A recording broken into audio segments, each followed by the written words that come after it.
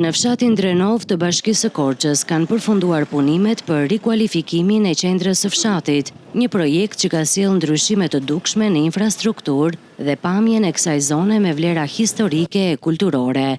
Investimi prej 9.1 milion lekësh, i financuar nga qeveria shqiptare dhe i zbatuar nga Fondi Shqiptar i Zhvillimit, ka përfshirë ndërtimin e trotuareve të reja, ndriçimin modern, sinjalistikën, sistemin e kanalizimeve dhe gjelbërimin dekorativ. Banorët e Drenovës shprehen të kënaqur me transformimin që ka marrë qendra e fshatit, e cila tashmë është kthyer në një hapësirë moderne dhe mikpritëse.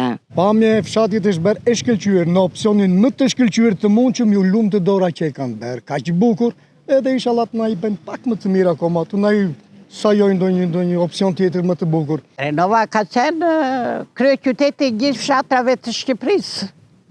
Po pavarësi se ne kemi mbetur e prektë, tash po Drenova është. Nuk kemi që të themi. Edhe këto bukurit që kanë bërë, ju lumë që duat. Shumë mirë më duket, një gjë e mirë. Fshati ka shumë, domethënë, perspektivë. Edhe ka qenë, po edhe tash është bërë.